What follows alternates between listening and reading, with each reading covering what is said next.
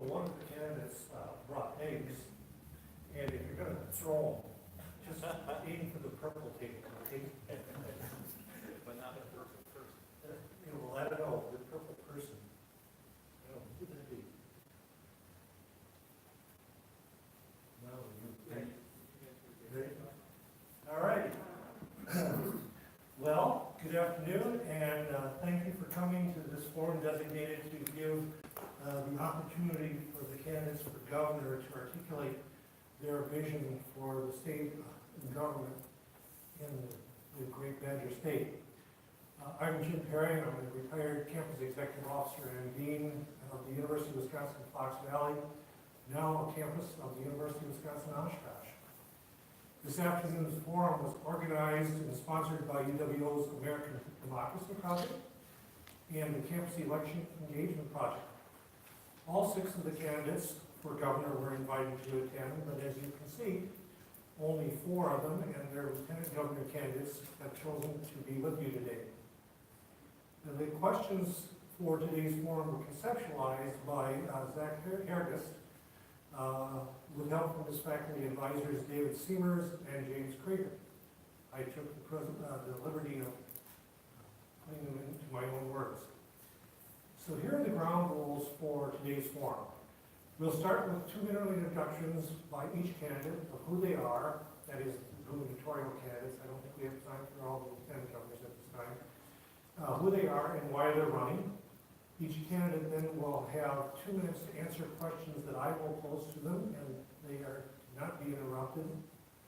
The forum is being recorded for rebroadcast, so after 58 minutes, we'll take a short break, and then we will resume, finishing the questions and then allowing the audience an opportunity to ask their specific questions. At the end of the prepared questions, each candidate will be given an opportunity if they wish to ask a question of another candidate, and each candidate will have an opportunity for a closing statement of 2 minutes. So, in random order, let's start by asking Maggie Turnbull to introduce herself, and then each candidate can follow in their turn. Maggie? Thanks so much, Jim. I'm Maggie Turnbull. I'm running as an independent for governor of the state of Wisconsin. I'm running as an independent because I don't think that the 2-party system is meeting our needs anymore as a population.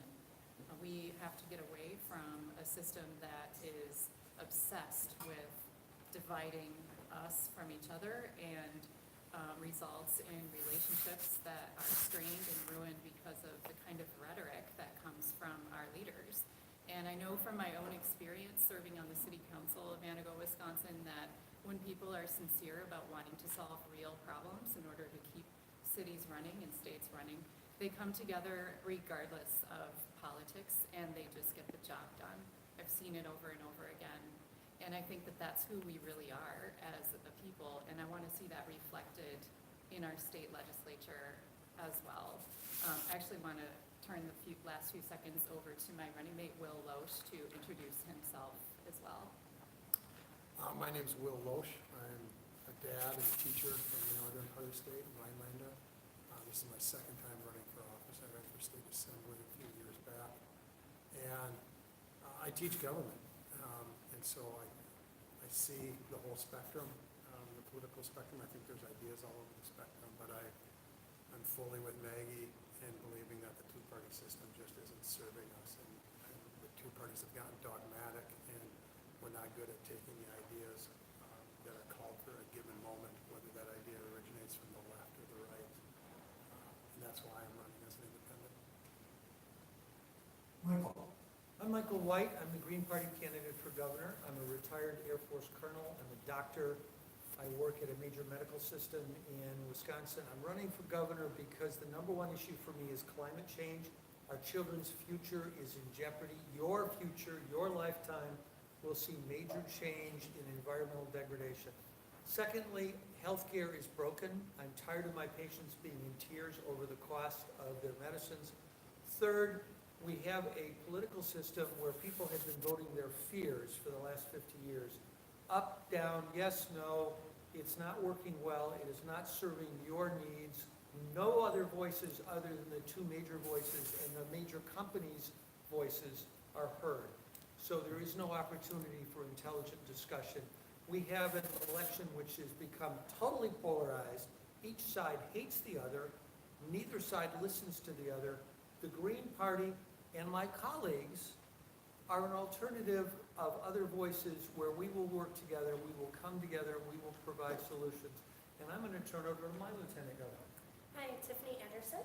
I decided to run on the Green Party ticket primarily because we don't accept corporate financing. It's so difficult as a politician to run the states or the country as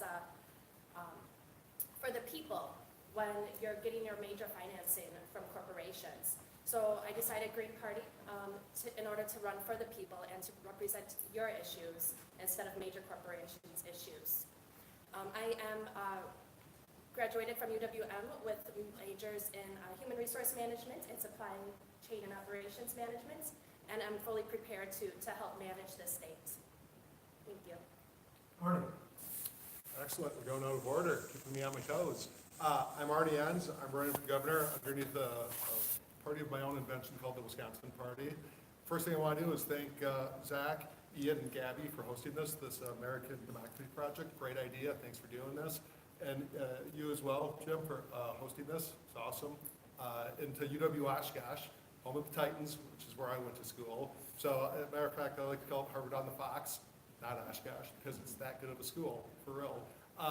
But back to the order of business is I'm running, and it's this thing I'm trying to do societal transformation through political organization and societal organization. So I'm running, but it's not about me.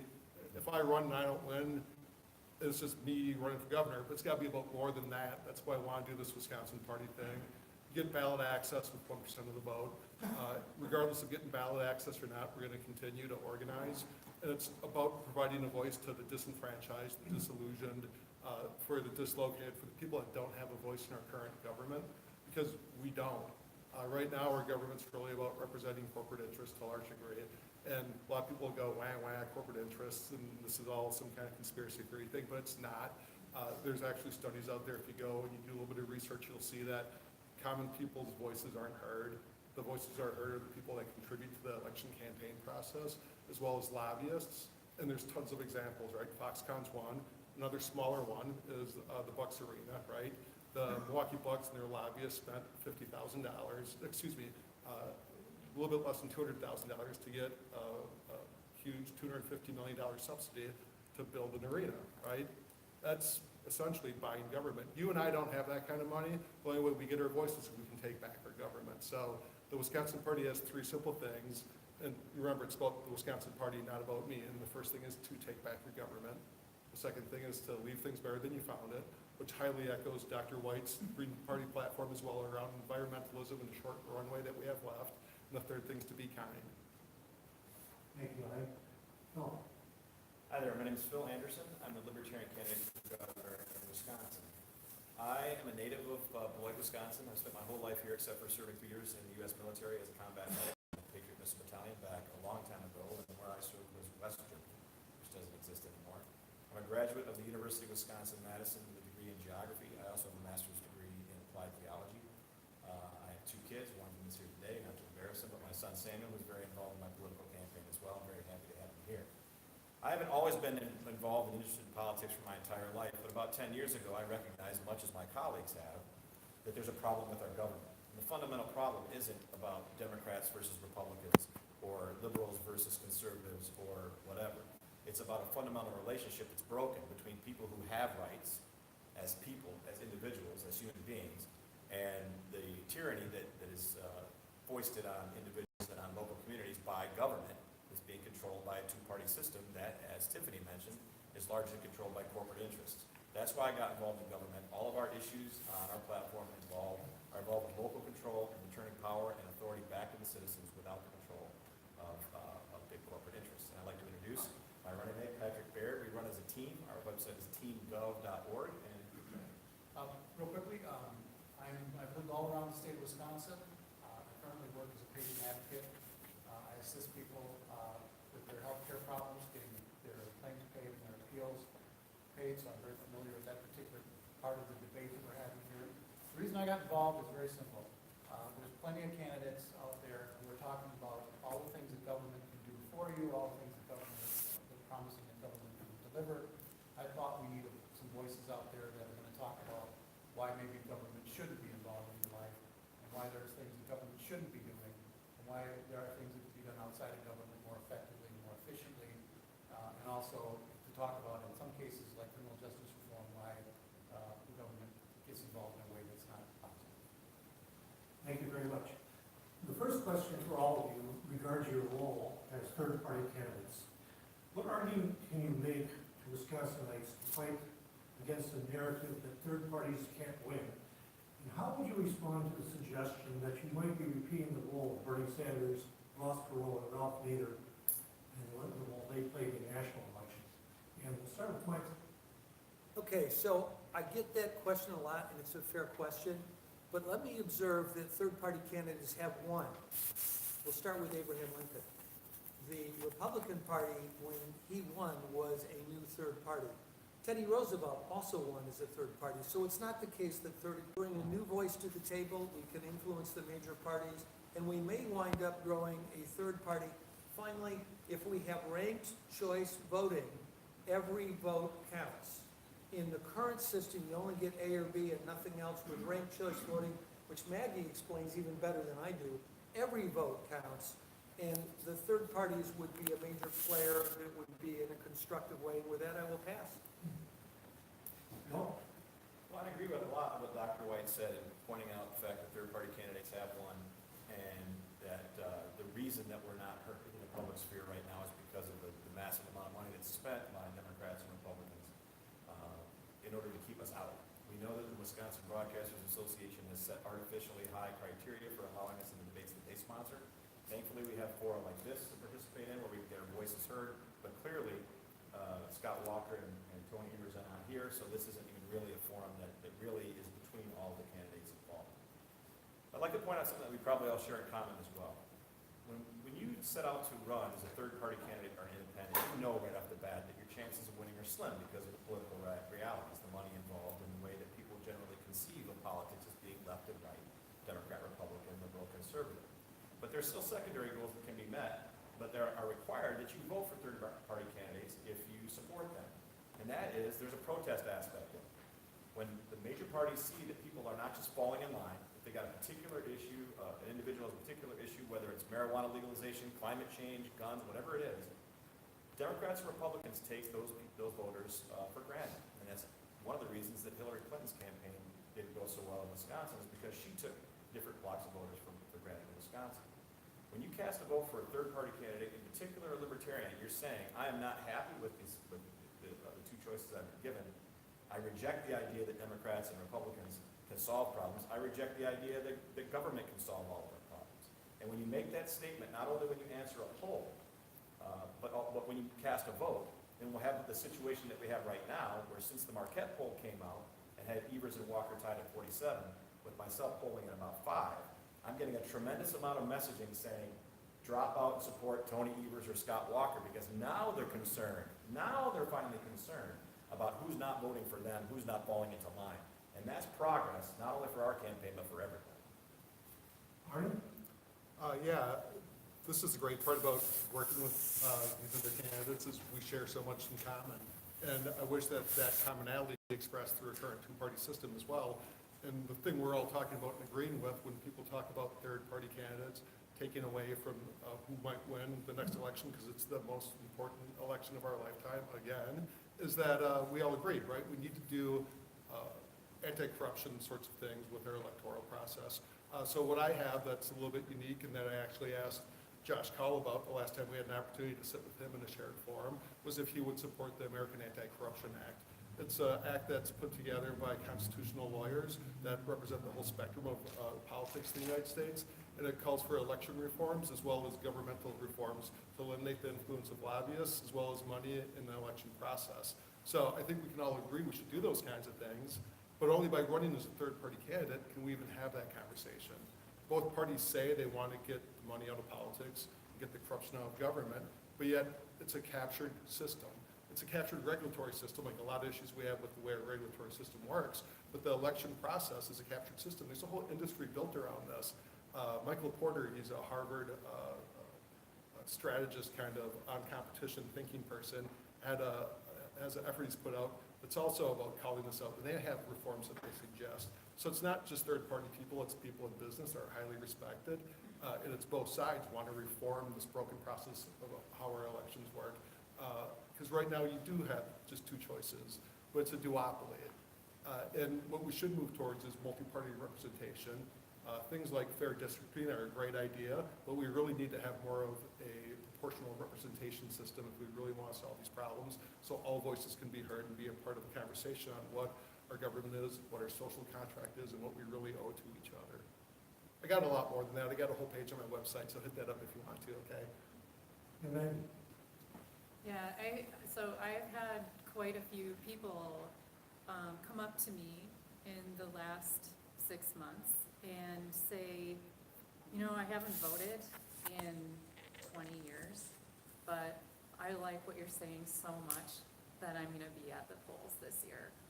And that reaction to the idea of an independent leadership has been present since the very beginning of this campaign.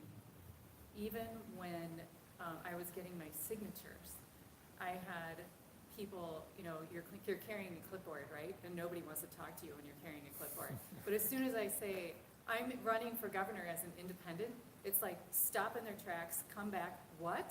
Really? And it's like this excitement, this energy for something new and different besides these two main parties. And that is valuable to us as a people. We just need to reclaim our original courage that enabled this country to overcome so many obstacles in the past, where people really just stood up for what was right. And a lot of those people were willing to do that, even if they were the only one. And when we're in a situation where people are hedging everything and can't even go anonymously into a polling booth and vote for the one thing they really believe in, that's a bad situation for our country. And we need to be courageous as individual voters. We cannot continue to hedge and second guess and try to predict what everybody else is going to do and then proclaim, well, you can't win, because that refrain, you can't win, it's like a mantra that works against us. We say it over and over again, even though we don't have evidence for that, right? The election hasn't happened yet. But by saying you can't win over and over again, you're creating a self-fulfilling prophecy. And if all the people just voted for what they really believed in, we would win. The next question addresses the state budget, and Arnie, we'll start this with you. Medicaid requires the state to pay more in healthcare costs year by year, and it has created a 2 decades-long fiscal crunch in the state. Previous and current administrations have raised income taxes, raided the transportation fund, and slashed salaries and benefits of public employees. How would you ensure that the state has enough revenue to remain solvent? Excellent. Zach, thanks for this question. Well written. Answering in the context of that question, it's difficult because you have to raise taxes, essentially. So that presupposes you keep the system as it is. And what I would do, and I've mentioned this on the website and in other interviews in the past, is that we have to step back and look at our healthcare system holistically. So to presuppose it all has to be paid for from the state government the way that's funded in order to fill the gap with Medicare isn't necessarily true. The fundamental issue we have with healthcare is that it keeps going up in cost and our quality of service doesn't get better. The OECD, this consortium of countries that are market-based democracies in the world, put out numbers on healthcare. And right now the US is spending 18% of our total GDP on healthcare. And the average for the OECD nations is less than half of that.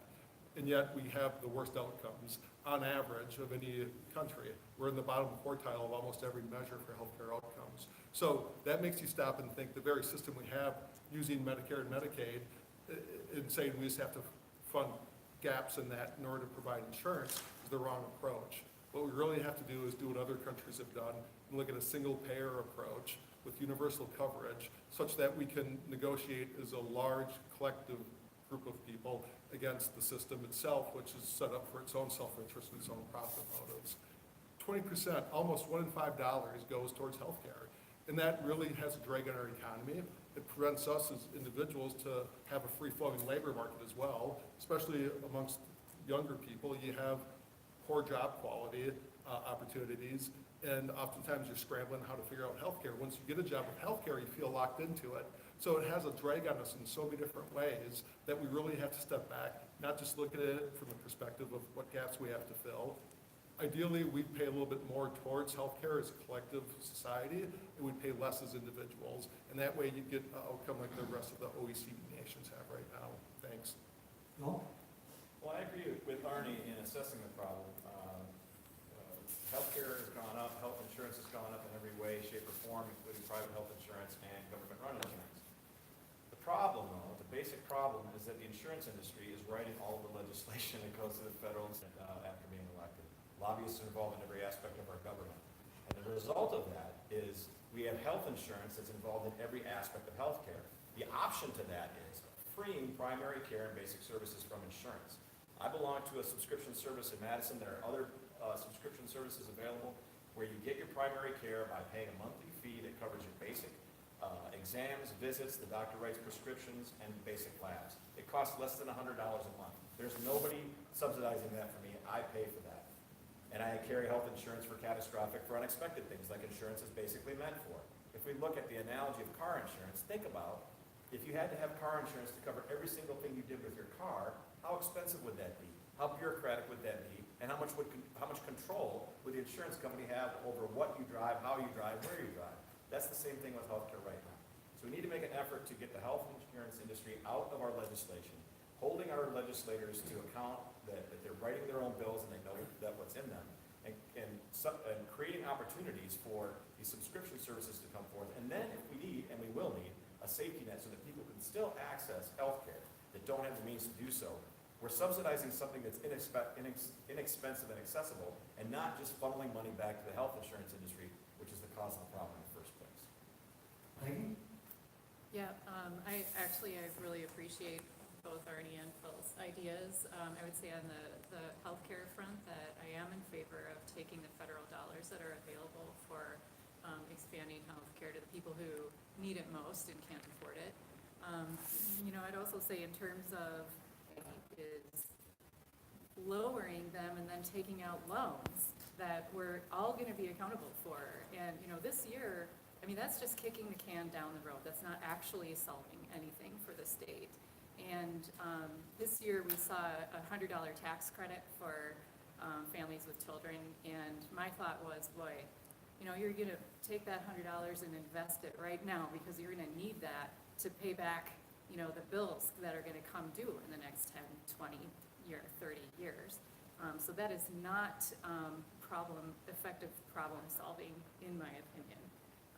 But we also want to make sure that we close tax loopholes for the wealthiest entities in the state, whether we're talking about the richest individual people or we're talking about corporations. We want to make sure that, and this is something the League of Municipalities is on board with, and we've got to close this dark store tax loophole so that the businesses, big box stores that are really extracting a lot of wealth from our communities, that they are also paying their fair share.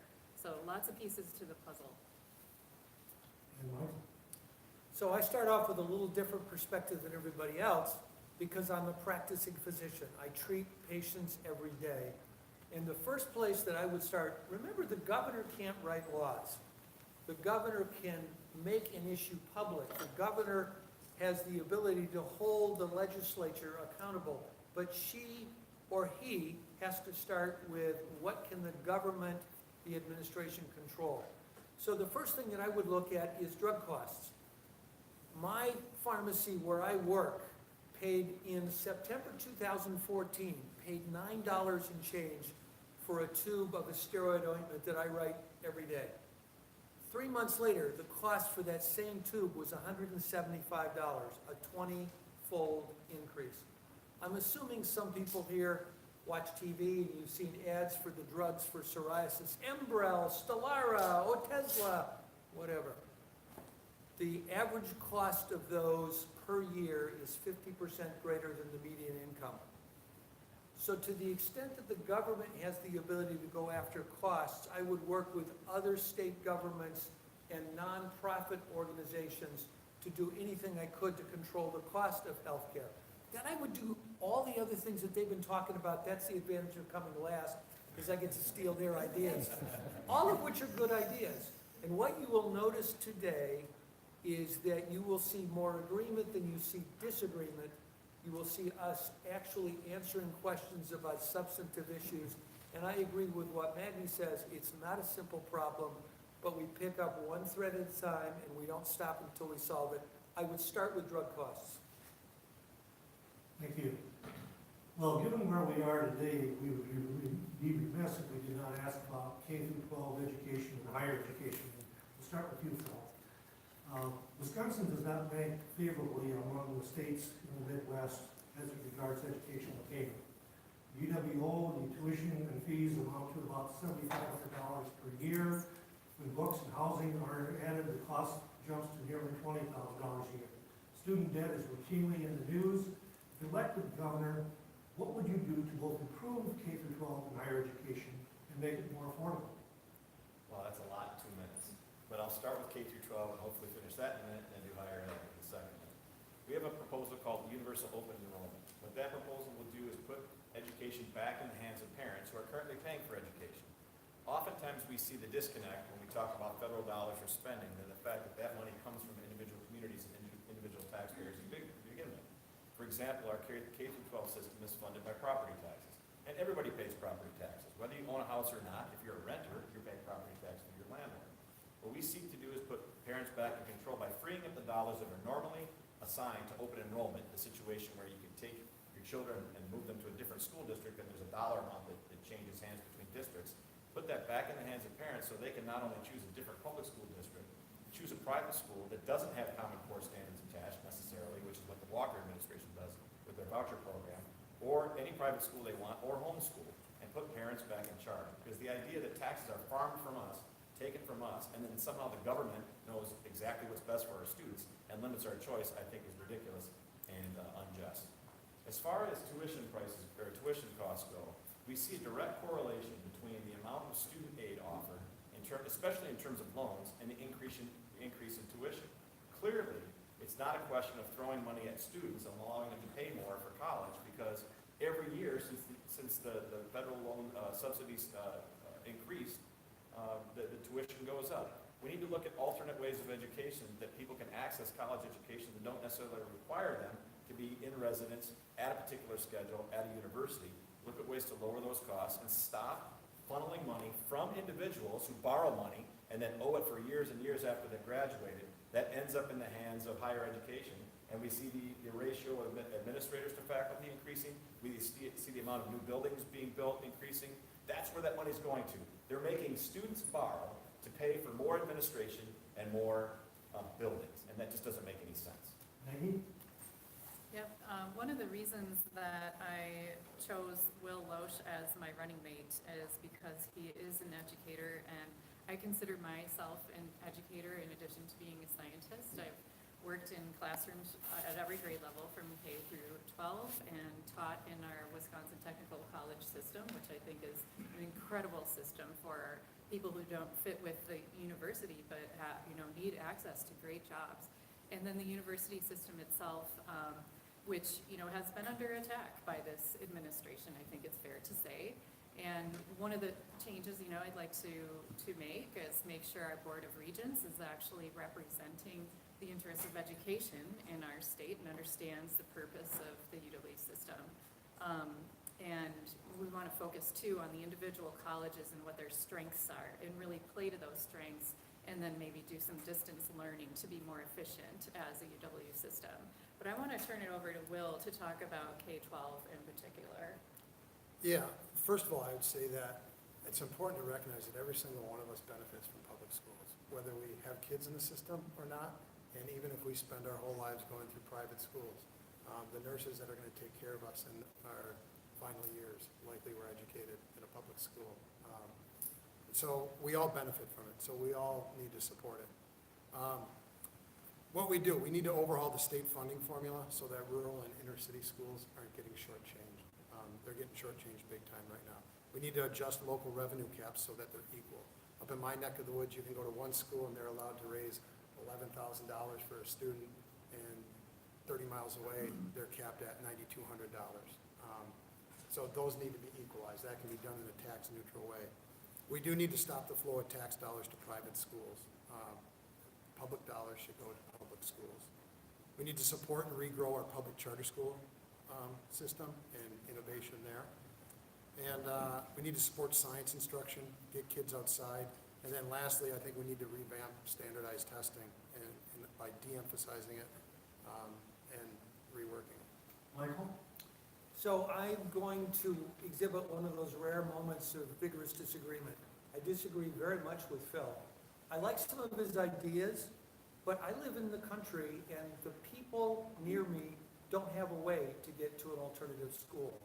The people in downtown Milwaukee don't have good alternate school choices available to them, nor do they have the resources to deal with private schools. And I think it's got some merit, but I don't think it's practical. I agree with Will 100%. This is a nation of immigrants. We became Americans in large part because of the quality of our public school system. Our public school system brought people together. It is the foundation of giving everybody in an egalitarian society an equal start in life. So I think it is most important, I would not ignore higher education, but I think it's most important to focus on our primary schools first. And I gotta tell you, every time I look, it gets more complicated. The devil's in the details, and I actually don't have all the answers. I would hire Will and people like him to help me find the right thing to do, which is not driven by lobbyists. It's not driven by special interests. It would be driven as much as possible by parents. And I would go from there. I don't think the answers are simple. In some cases, we are gonna have to throw money at it because I think our educational system has been underfunded. But we need to get the people that know what they're doing involved, get politics identity, racial identity, and all the other things, religion, all the other things that are muddying the waters out of it, and focus on what does it take to provide a quality education for every student in every school in the state. And with that, I pass. Again, going last is great, because I can say I agree with just about everything. And with what Will had said and what Michael had said, I agree with also with Phil, going back at the secondary education process. Yes, we do have to look at putting caps on or asking why we spend so much money on buildings and administration for education. But starting with K through 12, I agree, we have to rework the formula for distribution of property taxes throughout the state for this allocation. We have to remove local caps. But we also have to step back and ask ourselves different questions. So as governor, what I'd like to do is establish a blue ribbon commission, and it's one of those kind of amorphous terms, but yeah, we need to get the smartest and brightest people that we have to talk about what we should have for an educational system, because ours is failing us. It's not just K through 12, it's also our post-secondary educational processes. We started with the Wisconsin idea of UW-Madison. We need to remember that and go back to that on how we can best serve all the people of Wisconsin and everything in Wisconsin with their educational process. We've gotten away from that. We have to ask ourselves, we imported the system 200 years ago that was great for the Industrial Revolution, but we have to build a new system, one that works in today's economy, and also the realities of climate change we have within our system. We need to teach fundamentally different things that I call our 4 C's, and that I charter this Blue Ribbon Commission with, that it's about teaching creative thinking, critical problem-solving skills, collaboration, and communication. And you can get that from our educational system, but it's not the focus of it. And to me, those are the kinds of things we have to do and reinforce through our whole life cycle. Even post-secondary education and beyond, we should all be continuously learning, continuously trying to better ourselves and the world around us. That's part of what our social contract is with each other, and education is one of those key pillars of our society that we have to pay a lot more attention to, and not quibble over small items with it like we do now, and be narrowly focused only on things like charter schools or what gets taught. My time's up, thanks. Okay, Maggie, you're first on this one. We've all seen billboards about Scott holes. Well, humor aside, how do you propose to pay for our crumbling transportation system and other infrastructure needs? Yeah, no two ways about it. We have some hard decisions to make. So I think it's interesting to note that Wisconsin has more paved roads than any state in the union. And I think that surprises people because we're not the largest state in the union, but we have a very distributed population with a lot of paved roads connecting them all together. And we also live in a part of planet Earth that experiences a freeze-thaw cycle every year. And that's very hard on our roadways. We've also made decisions in the past 10 years not to develop alternative transportation that would have taken pressure off of our highways. That train system between Milwaukee and Minneapolis through Madison really could have helped us out a lot when it comes to our infrastructure, in addition to providing a lot of jobs. And I think that if we get an opportunity like that again, we better not pass it up. That would have benefited a lot of people. And the rejection there was just purely a rejection of President Obama. So let's get back to looking at how alternative transportation can relieve pressure on our highways. We are gonna have to just straight up, we're not made of money, right? So we're gonna have to just straight up prioritize what are the most serious projects that are affecting the most people and cause the greatest safety hazards. And we're gonna have to do those first and work our way down the list. I hope that when we are building roads, we can move toward a model where we're taking 15-year bids. We want a highway, we don't just want a new highway, we want a highway that's gonna last at least 15 years. What's it gonna cost? And that's the bid. Because every time we have to fix something, it interrupts our economy. We get blocked traffic, we get accidents, we get a lot of problems. And so just by investing a little bit more upfront on high-quality roads, we could save ourselves in the longer run. But we have to be intentional about that. And then something that, this might be a small part of the puzzle as well, is do we actually need as many paved roads as we have? So I will stop talking now. Thank you so much. Michael? So I agree with everything that Maggie said, so I can pass that, but I want to talk about the railroad for a minute, because we're going to come to Foxconn eventually. Foxconn is going to give us maybe 13,000 jobs, temporarily, until they automate all those jobs out of existence. And we had to give them a $4.5 billion tax cut to do it. The railroad, light rail project that Governor Walker turned down would have created 36,000 jobs, and they would have been durable jobs. It would have benefited the economy in a durable way. So what would I do about our roads? Well, I like what La Crosse County is doing. I got a flyer in the mail telling me on Tuesday there's going to be an advisory referendum. Do I want to pay for the roads personally by borrowing money, kicking the can down the road, and paying interest for a long time? Do I want to raise my license plate fees for me and all the truckers? Or do I want to take money from those evil tourists that come into town and will tax all the tourist industries because they're destroying our roads? I would argue that each of those has a little bit of merit, but I think we're going to do some of each of them because I don't think it's going to be a simple problem to solve. And I think we're going to have to prioritize. We're going to have to pick the most serious places first. We're going to have to go, I've never heard this 15-year project before, so I'm going to steal that idea because I think that's great. I'm retired military, and we did have projects in the military that I was involved in selecting where it had, this has to last X number of years. When you invest in equipment for an overseas military installation that may come under fire, you have very specific criteria that need to be met, and durability is one of them. So I'm going to steal all of Maggie's ideas and throw in a few of my own, and I'm done. Arnie? Yeah, so again, I agree with a lot of things these guys just said, so I'm not going to cover it again.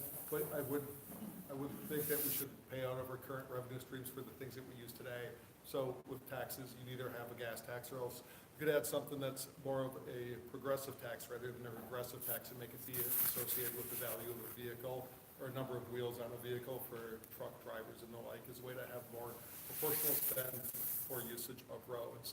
But the larger question is about infrastructure. And this is where I'm going to bring up a subject completely unrelated that ties back with it, if you will bear with me for a minute. It's around our economy in general. we constantly preach growth in our economy.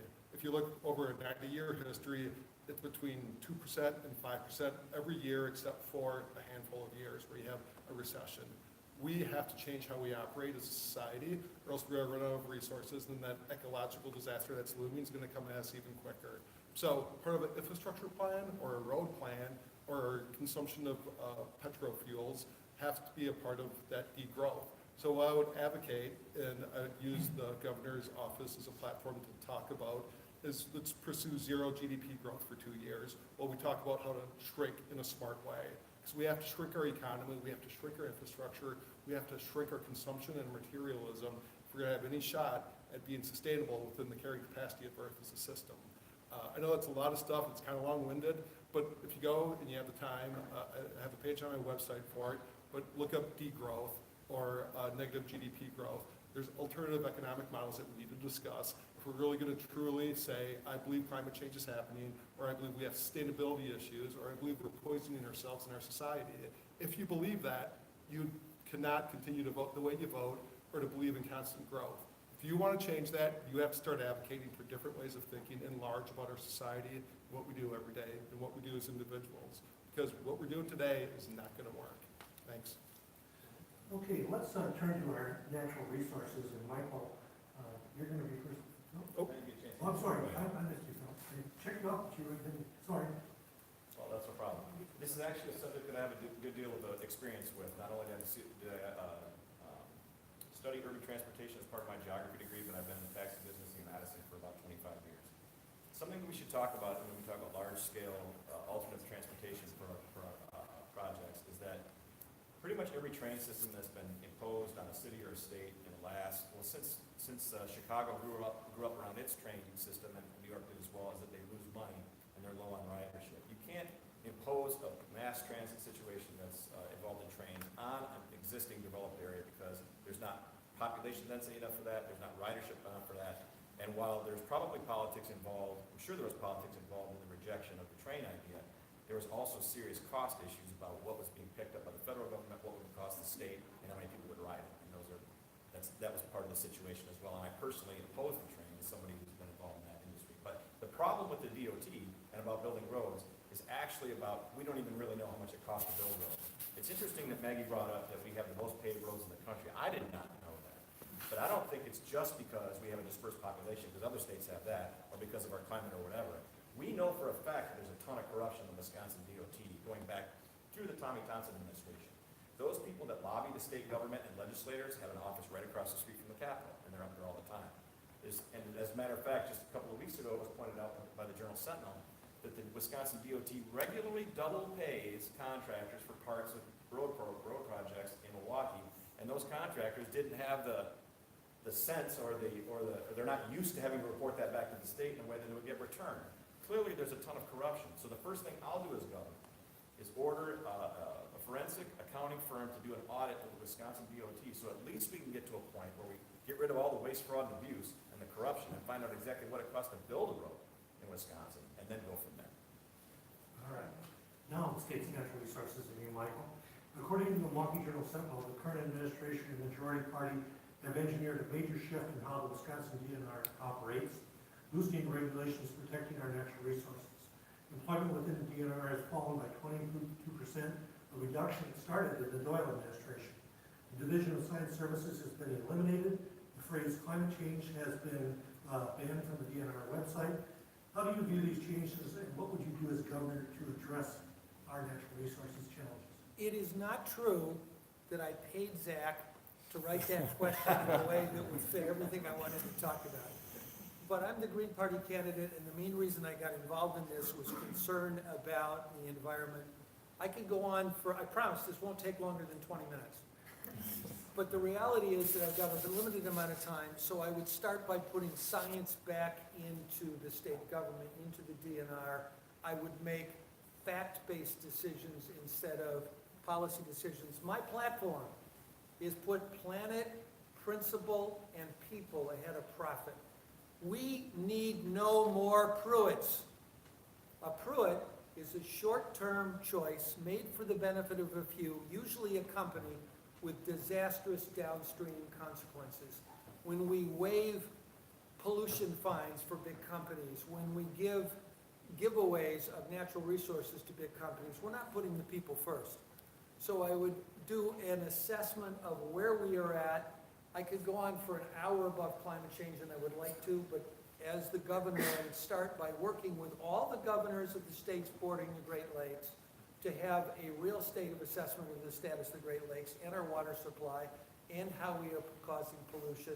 And then I would work with them and all the other states that have signed on to the Paris Climate Accord. I would work with creating reciprocal agreements with the other states where we share natural resources. And to the extent possible, I would be transparent and I would lead the way, because the governor can lead by example, and our current example is terrible. And with that, I will pause and pass. Bill?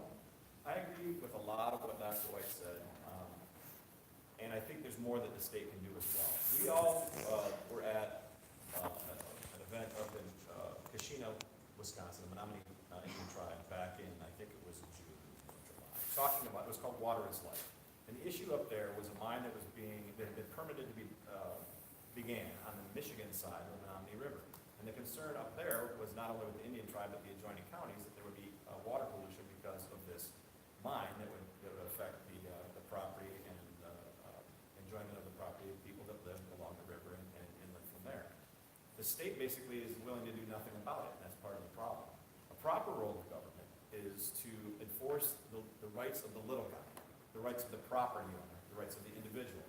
And as governor, what I would do in that situation, in any situation where somehow or another a big company got a permit to open up, whether it's a mine or a cattle operation or whatever, that was creating pollution and wrecking people's property around it, is to stand up for the individual rights and the property rights of those people around it. That's a directly anti-corruption sort of thing. Right now, we've got a governor in place who has changed the rules about mining permits, and who allows mines to open in whatever part of the state, not allowing local units of government to make their own permit decisions, and getting rid of the rule that they had to demonstrate that they operated for 10 years cleanly before they locate there.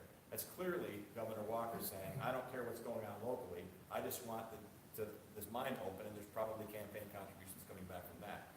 If we stand up for individuals' rights to enjoy their own property, then the situation of pollution, the situation of natural resources, all those things that we understand are symptoms of corrupt government can go away. And when people want to spend money on politicians and to get things done, we'll resist that, and it won't happen, because we have a solid, fundamental, philosophical respect for people to enjoy their own property, no matter how close they are to a mine that might be politically useful. Maggie? Yeah, I would say that, so in this country, I would say we have a lot of respect for science. It's a lot of what has made our country great.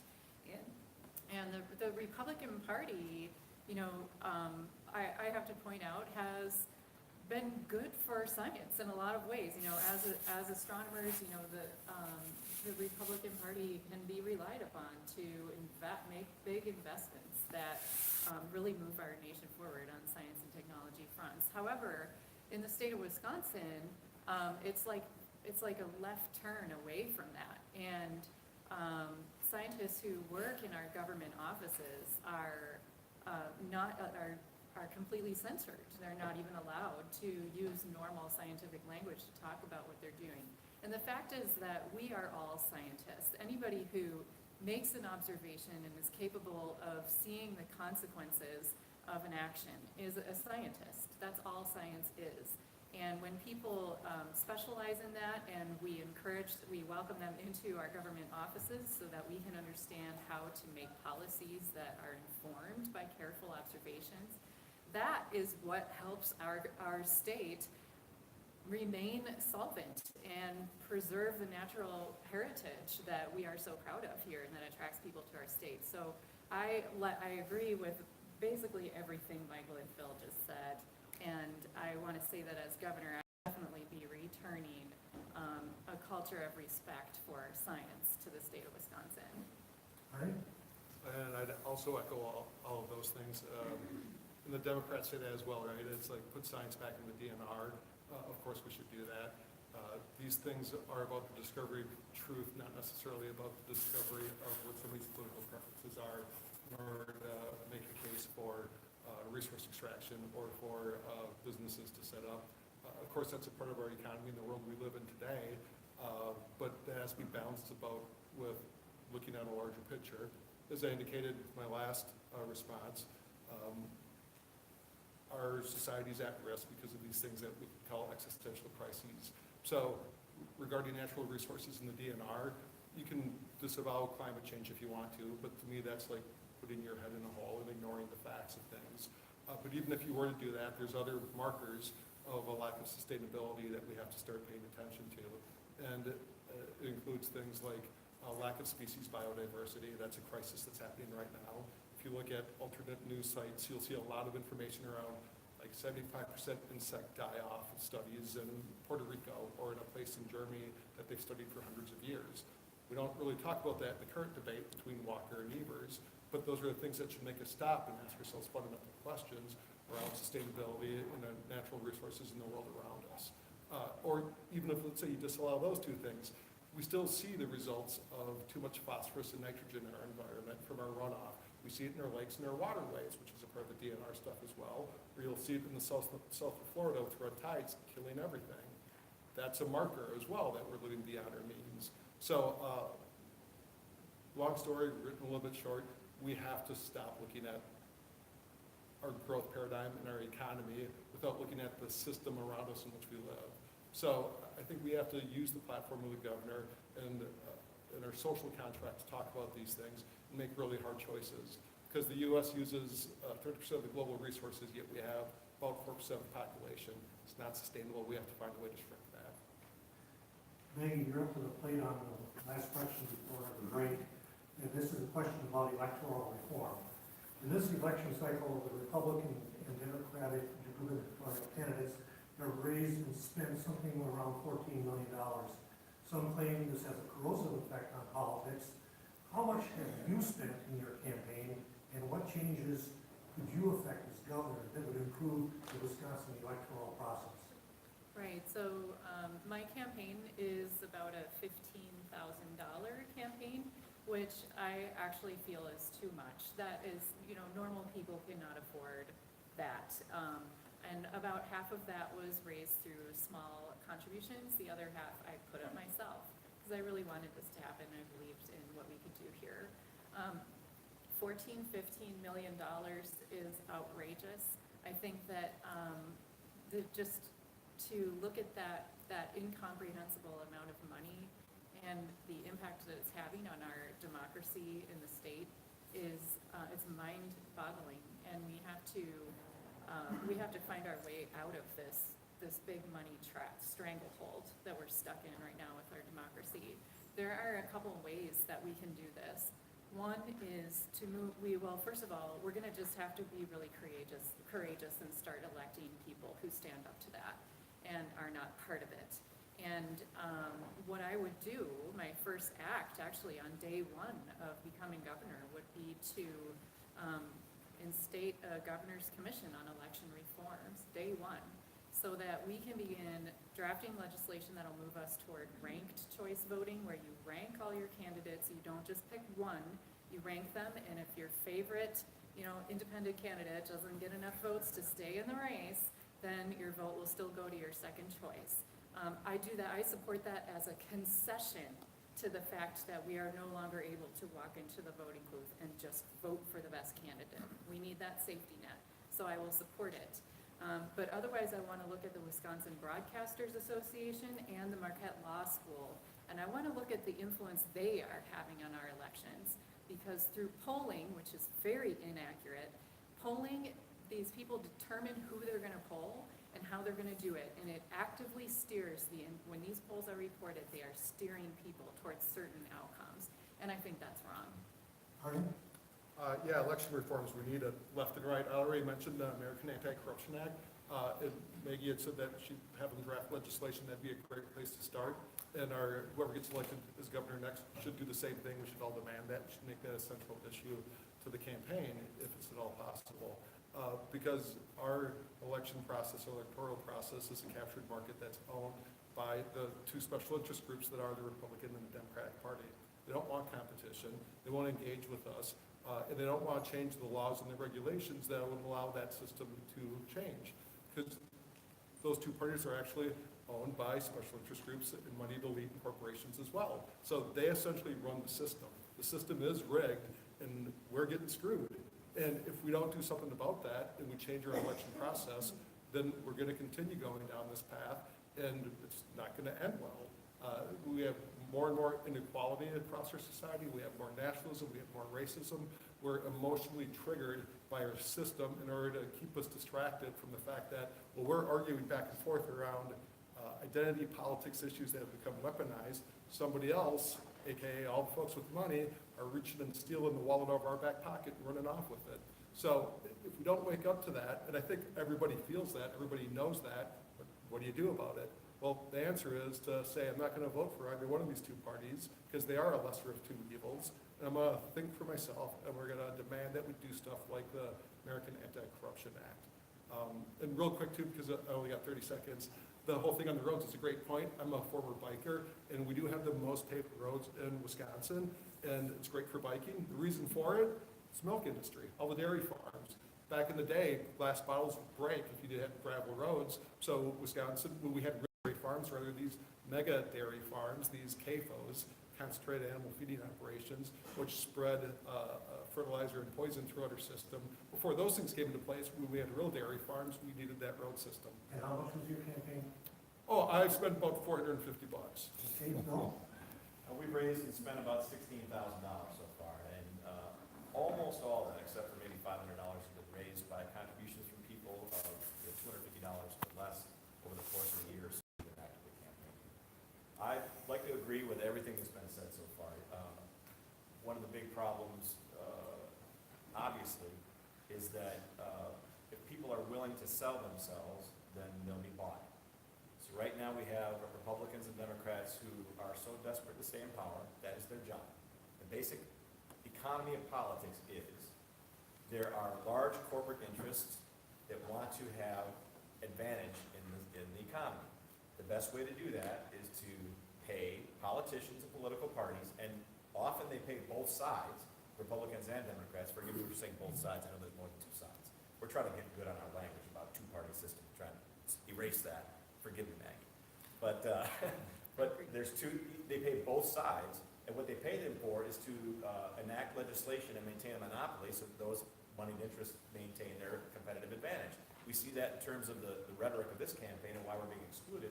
But in almost every situation, government, whether it's Democrat or Republicans, exert some sort of influence over the economy or over people's behavior or over the rhetoric or over whatever it is, and they trade that for the campaign contributions that allow them to exclude the rest of us from the conversation and for them to maintain power. If you've been watching television at all the last couple of days, every commercial break, 3 minutes long, is 6 political commercials, sometimes more than one from the same candidate.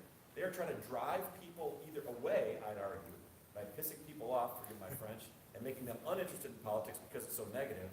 And then the people that are partisans, that can be excited by fear, envy, and anger, to go to the polls and to make them believe that this is the most important election in their lifetimes. The only reason this election is important because there's 4 very qualified people up here running for governor, and none of us are in favor of dirty politics. We're all in favor of cleaning it up, and that's why we're all excluded. Mike? My campaign has raised less than $1,000. 80% of it is my own money.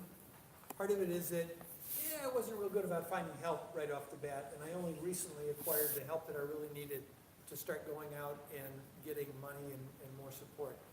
I want to tell you something really good that has happened. First of all, your election workers, the people that work in the polls, are doing that out of love for their country and out of love for the process. And I have nothing negative to say about the people that work up, all the way up to the Wisconsin Election Commission, because I dealt with them personally during the last recount. I'm not going to ask what you thought about the last recount because we don't have time, but I will tell you the results, and I'm sure that most of you don't know the results. Never mind who won. As a result of the recount, which the Green Party asked for, and which Jill Stein got $7 million donated in 2 weeks from across the country, we learned that our voting machines can be hacked, that our voting machines have problems, and as a result of her standing up for your vote, a whole class of voting machines has been decertified in Wisconsin permanently. Next week, Tuesday, 5% of the votes will be hand counted in a risk-limiting audit. So as governor, one of the things that I would do is I would emphasize transparency. That's number one. Number two, I do want everybody to take 2 seconds. Look around in this room. How many black people do you see? How many people of color?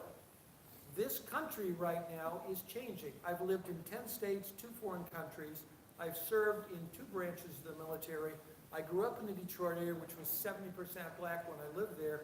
We are now a rainbow country, and both parties, to some degree, have been trying to keep all those other voices out.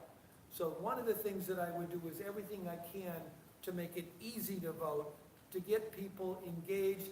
We would have a very different country if everybody voted, and I'm done. We've come to the end of the 58 minutes that is allotted for the broadcast time. We're going to take a couple-minute break, and then we will come back and finish the questions. The rest of the forum can actually be heard online. The 58 minutes was allotted for broadcast radio that will be aired perhaps as early as tomorrow. So 5:08, we're back after, okay? Thanks. Bathroom break.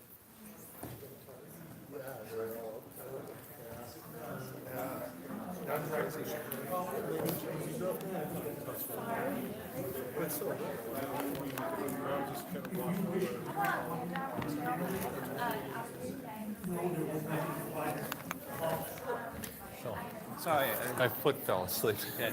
I gotta check the computer real quick, but. Okay, can you tell me how to pause, just pause this? This is the first time I did it. Or, because I'd like to resume.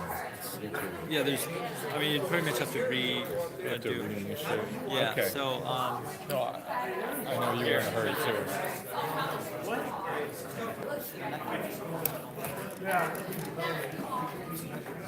here, just see the phone. See that battery? So it's still live. Yeah, it's live. The Pocket brand is a great brand. Yeah, just leave it like that, I'd say. Oh, We'll be back on in 5 minutes. okay. Sounds Yeah, I talk too much and too fast. I'm trying to get some of those.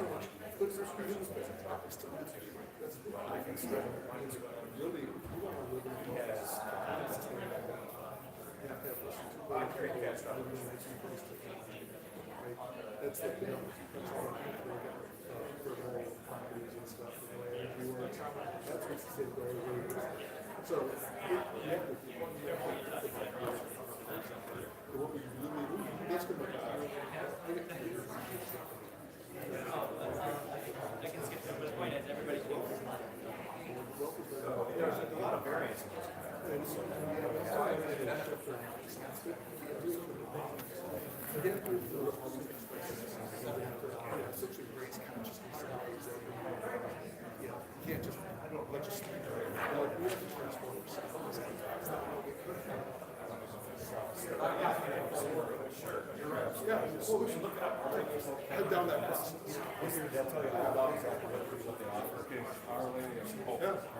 okay. Cool. Is that all right?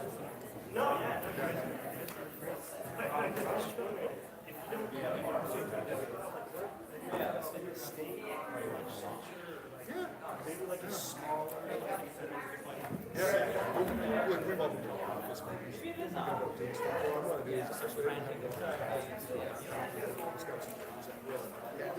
start a party, and they would people that want to run for offices, you know, and a lot of people will say, well, reform over 2 parties. 1 minute. Well, it's just good for other folks that can organize it and make the Wisconsin Party subsidies there and try to launch it more across all borders. But yeah, I'll be doing it for years. Like, I don't think a person comes from a small town and say, all right, it's certainly a little different. Yeah, I can totally see that.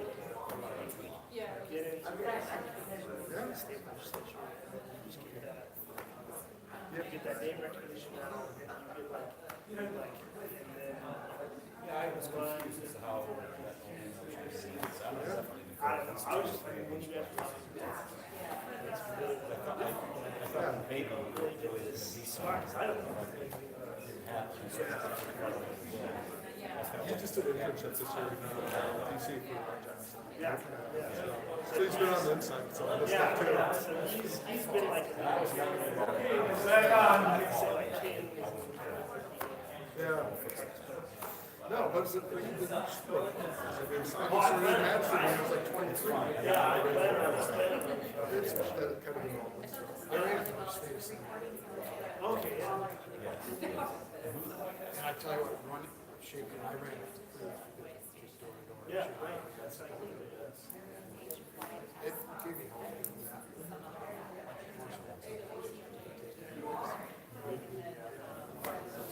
Oh, it's all about relationships. You know, it's that one-to-one stuff. It's the big one, really, and all that.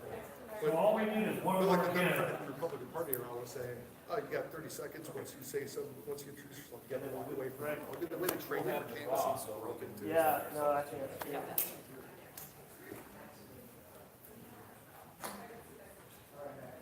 Hi, hon, how you doing? You tapping or not? It's all good.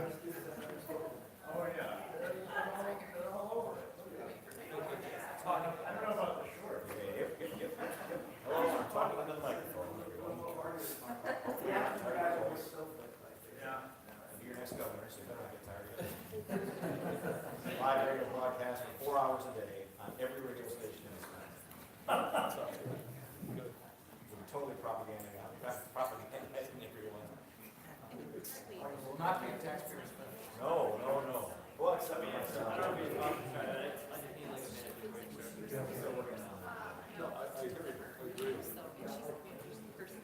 Well, has Michael dropped out of the race? Oh, here No, Michael was talking to the media, talking about how terrible all the other candidates are. Nah, Oh, yes, now that we're done with that part.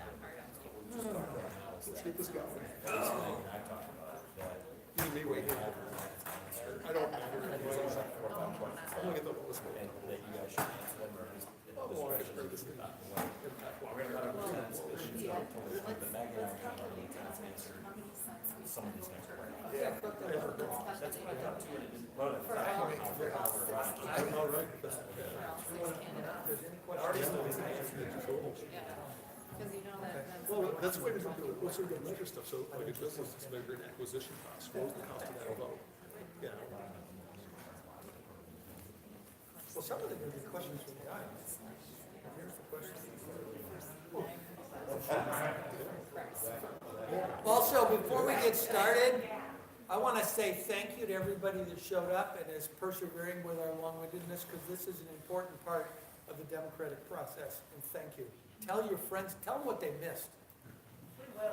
Next time, free pizza. And I'll add, even though that I'm not the first person to say this, but you've probably already figured it out, that any of the four of us would be better governors than Walker. Clearly. Beat a dead horse, that's why.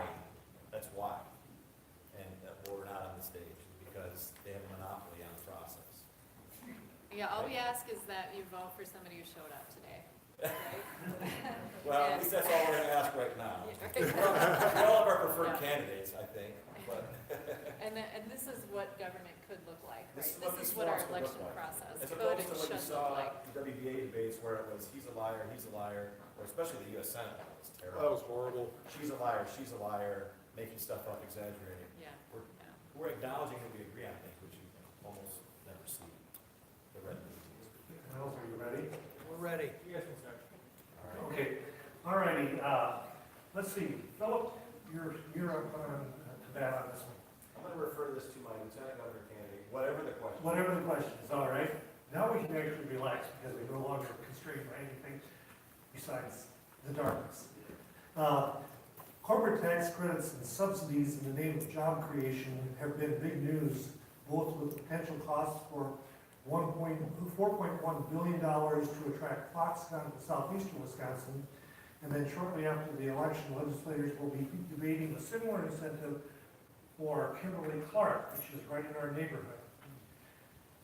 Do you support ideas like these? How should Wisconsin attract new businesses to employ our citizens? We do not support any of these giveaways by the state. One of the misconceptions that people have about libertarians is that we are big friends of the corporations and that we want to get the government out of people's lives and the corporations just run everything. Nothing could be further from the truth. We have right now, we don't have capitalism. We have the corporate system, which is the corporations collude with the Democrat and Republican parties to get benefits like the Foxconn deal, to get special tax breaks, to get special favors from the government in order to get advantages in the marketplace. We believe that the marketplace ought to be free of any government-sponsored advantages, that companies ought to compete with one another based on the quality of their products, the quality of their services, the price of their products, those sorts of things. And they should succeed or fail based on that. And the government should have no intervention in any of that. So we oppose all forms of government giveaways.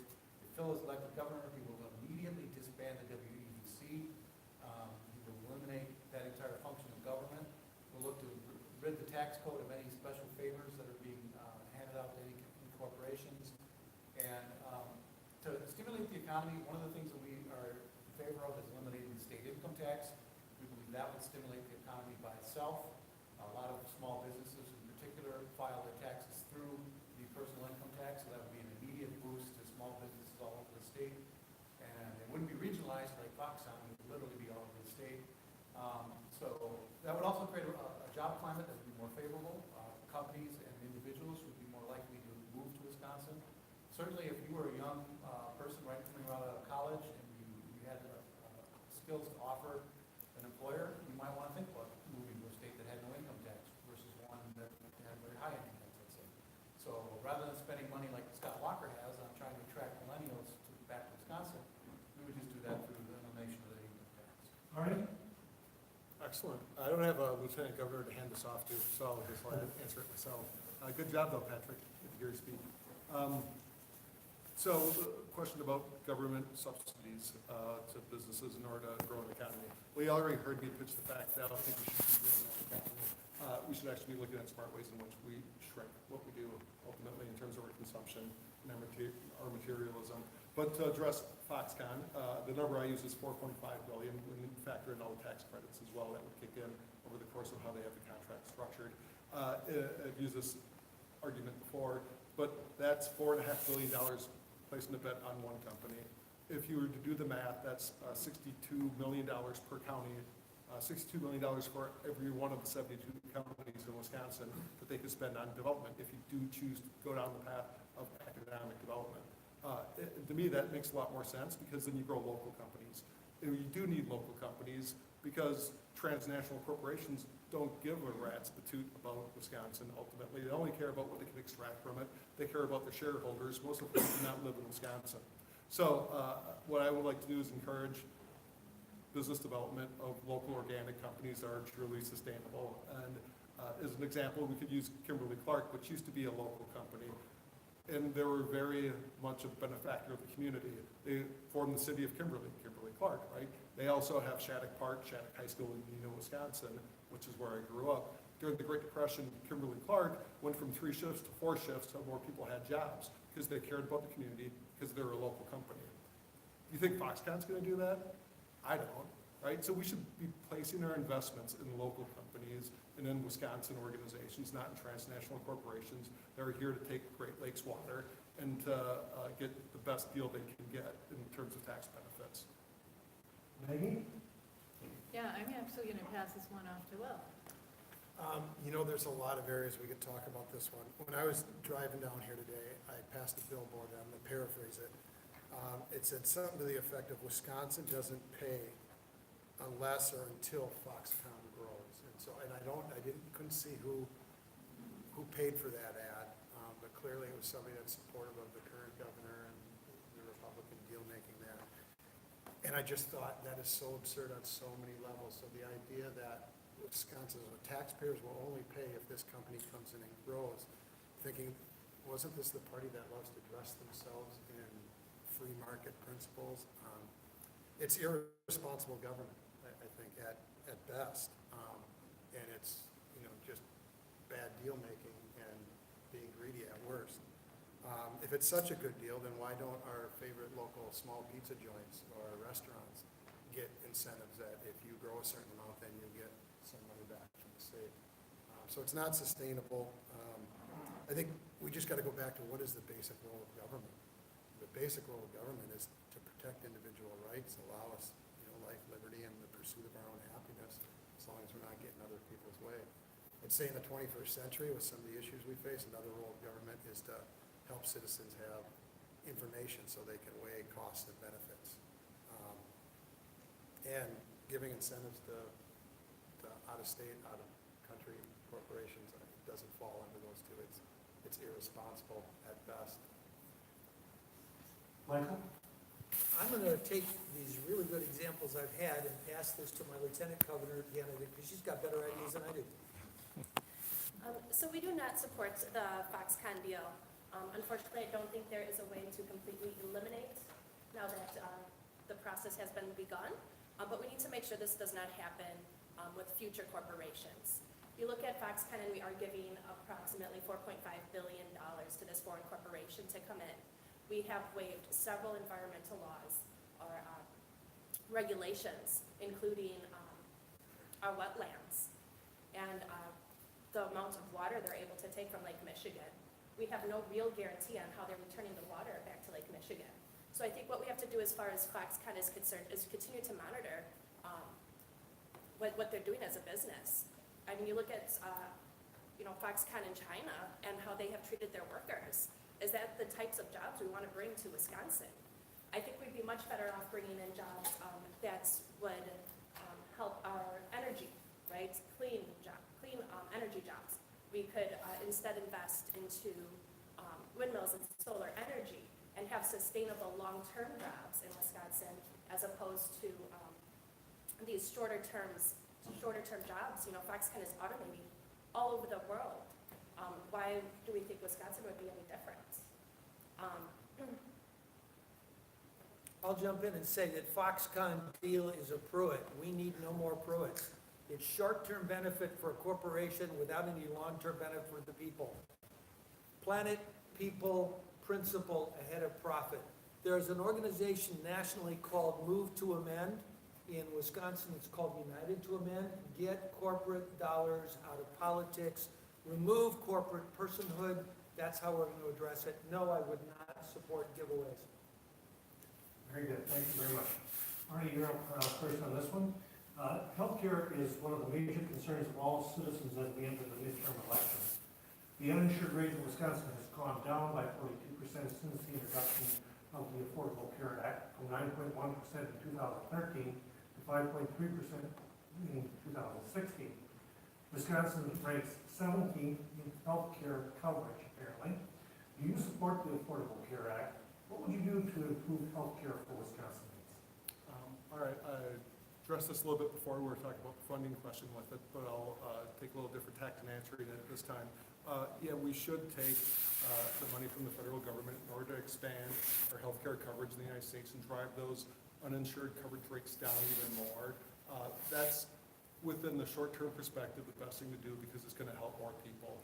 But long-term, again, we have to fundamentally reform our healthcare system because of what I talked about previously with the broken nature of it and the amount of our GDP that goes towards healthcare. Again, 18% is excessive, when the national average for these OECD market-based democracies is about 9%.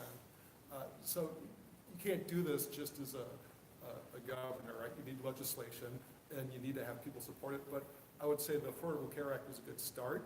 but they were corrupted by the lobbyists and the special interest groups and the doctors and the insurance companies and the pharmaceuticals. So it's a good, bad law, right? It helped people, pre-existing conditions were covered, and we were able to offer coverage up to the age of 26 for dependent children. Those are good things, but we need to go further than that because they didn't address fundamental issues. They try to Band-Aid over them to maintain the illusion of a crony capitalism system which benefits from our broken healthcare system. So why doesn't Wisconsin take the lead on this? Why don't you elect somebody such as myself, or Maggie, or Dr. White, or Phil, and let's change that. I don't think Phil would do the same thing, but why don't we say, let's write our own healthcare law and have it be single-payer healthcare in the state of Wisconsin and do all these sorts of things in order to structurally reform it. Well, at the same time, we make personal accountability a part of it as well, because you can't just treat every medical condition as a symptom that you take a pill for. A lot of it has to do with what's the root cause of your illness. And it reaches across a broad spectrum of answers, but it's more exercise, it's healthier diets, it's getting away from meat and processed foods. I mean, it's like Michael Pollan said, eat food, real food, mostly plants, not too much. It's not that complicated. That would take care of so much of our healthcare problems, it's ridiculous. Dr. Phil?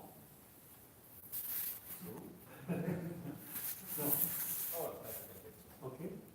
So, does anyone seriously believe what the politicians are trying to tell us right now? Which is government intervention is going to make your health insurance be cheaper. Does anybody really believe that? I certainly don't. We're opposed to any further government interventions in healthcare.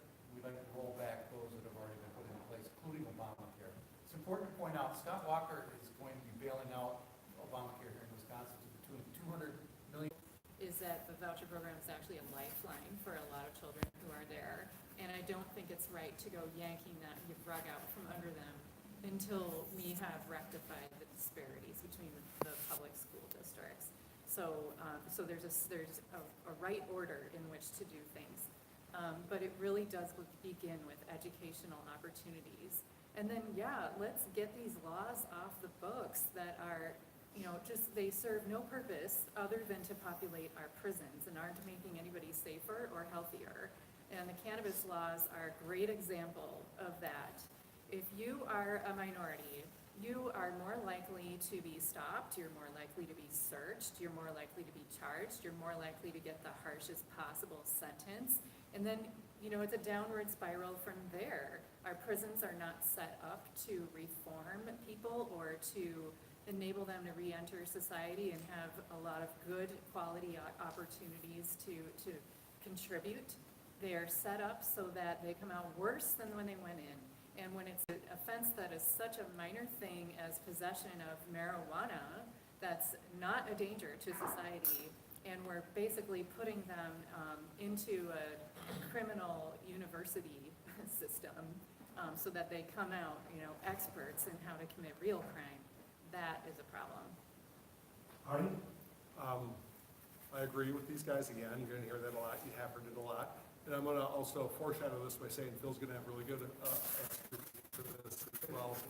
And I'm not going to say too much more than the fact that I think, yes, marijuana should be legalized. Yes, we should pardon everybody that's in prison for a nonviolent drug offense right now, and that we should decriminalize not just marijuana, I believe other classifications of drugs, which I'm open to conversation around. And we should tax it. It's a weed, after all. It grows anywhere. And we should use it for its benefit rather than being fearful of it. So I'll give a minute back or two and let Phil give us his great answers here. Oh, heck yeah. I'll take the rest of Arnie's time and then my own, because we actually have a relatively long plan, but They it's do. very, very important. So I'll just start and you can do your timekeeping however you want. Thanks for acknowledging the facts of the situation in the question and my fellow candidates as well. Let's admit and realize for once and for all and forever that the drug war is racist. It is racist in its results, certainly, and we now know that it's racist in its intent. We need to solve that because it's a justice problem in our country, in our state. Not only do we need to legalize marijuana for recreational purposes, but for medicinal purposes as well. In particular, our veterans suffer. We send them overseas. Raise your hand if you're anti-war. Raise your hand if you're anti-war. Another reason why we're not on the stage with Republicans and Democrats is because we're anti-war. We send people overseas to suffer, to kill and be killed, and come back and then get hooked on opioids. The VA system that does a crappy job of taking care of our veterans. And if they have the opportunity to use marijuana as medicine, before they're hooked on opioids, after they're hooked on opioids to come off of it, that's true justice. So we need to legalize it for those reasons, and there's many more too. But the rest of my plan is this. Number two, we need to get rid of mandatory minimum sentencing, because that handcuffs judges to the point where they can't actually enact justice from the bench. Judges are appointed and elected to be experts on the legal system, to take everyone into account, and when we tie them to mandatory minimums, they're handcuffed in terms of enacting true justice. We need to bring back jury nullification. Raise your hand if you know what jury nullification is. Thank you. Jury nullification is the constitutional right that a jury has to say somebody's not guilty for something, not by virtue of the fact that they didn't actually do it, but by virtue of the fact that the law is unjust. And our state Supreme Court obstructs that and does not allow defense attorneys to tell juries that they have that right. That is tremendously unjust, and it takes away power from people in juries. Number three, Dr. White talks about things that we can't do as sitting in the governor's chair. One thing we can do is a line item veto. Another one is to pardon people who are in jail for nonviolent drug offenses. We can start to correct that injustice right away. I will start signing pardons as soon as I'm elected governor. I forget what number I'm on. Number 5. 4. Thank you. Expunging records. So those people that have been put in jail for these things over the years, that should be completely off their record. We can do that administratively, and we can do it quickly. Number 6 is people who are in jail should be allowed to vote. Unless they've committed voter fraud or identity fraud, they are not part of our political system, and there's no reason they shouldn't be. Just because they've committed a felony or a crime, they should still be able to vote. They're unrepresented, and that's deleterious to their lives for the rest of their lives. Last of all, let's get rid of cash bail. The idea that somebody can be arrested, arraigned, and then let out if they've got enough money to return to their family, and if they don't have enough money, they're more likely to lose their jobs and possibly lose their family relationships, is an abrogation of justice. So there's 7 points. Thank you very much, Arnie. I appreciate that. But that is the most important issue in Wisconsin right now, and forgive me, Tony Evers is weak on that. That's why I deferred, because Phil's right. I can't say anything better. He's got so much on this, it's I've ridiculous. been preaching this for And a as a while. doctor, I totally support medical cannabis. There's a lot of benefits. This is the final prepared question for the participants. And Maggie, I'm going to ask you to go first on this. In 2011, Wisconsin introduced strict voter ID laws. According to a 2017 survey of non-voters by 2 UW-Madison political scientists, these laws deferred up to 17,000 registered voters, potentially even more. However, many supporters of these laws claim they prevent voter fraud. Do you believe our voting laws are suppressing the vote, and what would you do as a government to encourage democracy? So voter fraud is not occurring. This is a mythology. This is not a major issue for our state. Yes, we want to make sure that the people who are voting are citizens of Wisconsin, but this fear of voter fraud is way overblown. So the thing is, though, that the current party of power knows that the higher turnout we get for our elections, the more it hurts them, really. They benefit from suppressing voter turnout. That's the Republican Party. This is well known. So what I'm in favor of is getting rid of all these obstacles to voting. So automatic voter registration. If you interact with the DMV for any reason, you are registered to vote. You can opt out if you want to, but default is you're registered. Voting by mail. Other states have gone to voting by mail. No more public polling places. You just vote from the comfort of your home. Maybe you look at the ballot. Maybe you do some research. Maybe you talk about it with your family. Maybe it becomes a social exercise. And everybody's ballot is personally escorted by the U.S. Postal Service to where it needs to go. There aren't boxes of ballots hanging around in town halls and whatnot. And if it snows, you still get to vote, because we all know the U.S. Postal Service will still show up to get your ballot. So there are things that we can do. And then, of course, moving towards ranked choice voting that I already described, so that whole system works, empowers your vote and no fear of wasting your vote. But we also want to make sure that the voting procedures and how to register people to vote are very clear especially with an aging population where more people are spending time in assisted living and whatnot, so that staff members there know how to get everybody registered and voting. No? It's a very delicate balance, I think, you draw between making sure that people are voting, should be voting, and that people, and having as much access as possible. I agree with Maggie 100% that the party in power in Wisconsin certainly has an interest in suppressing voters, and nationally as well, the Republicans have done a job of that. But we also do know that voter fraud does exist, at least in some places. I don't know about Wisconsin, but we know that in Chicago, regularly dead people vote somehow. So the issue of finding a way to making sure that our elections are represent the will of the people is a delicate one. But what we can do, some of the things that Maggie mentioned, making it easy as possible to register, as easy as possible to vote, using online voting in addition to mail voting. If we can bank online and transfer, thousands or millions of dollars across governmental borders all day with more or less 100% security, there should be ways, including not only electronic systems that exist now, but blockchain technology, which allows for things to be completely verified across a disparate bunch of computers and users, but that are easily verifiable. So I don't acknowledge that voter fraud doesn't exist. And I guarantee you, if we had a system that was too easy, then our political parties, both of them are corrupt, would find ways to manipulate that by having voters vote that shouldn't be voting. Voting is a right and a privilege. It's something that we should do, something that I agree with her in that we should have automatic voter registration in every way, shape, and form that's possible. But we can't pretend that the problem doesn't exist and that it might get a lot worse if we make it extremely easy to vote and don't have some sort of balance to it. Michael? I'm going to say that I'm retired military and that voting is a duty as well as a privilege, and you all damn well better vote. After that, I'm going to turn it over to Tiffany because she has got some insight. So when I first heard about the voter ID law, I thought, oh great, this will stop voter fraud, not realizing that it's only a fraction of a percent of, people commit voter fraud. And I thought everybody has an ID. That is untrue.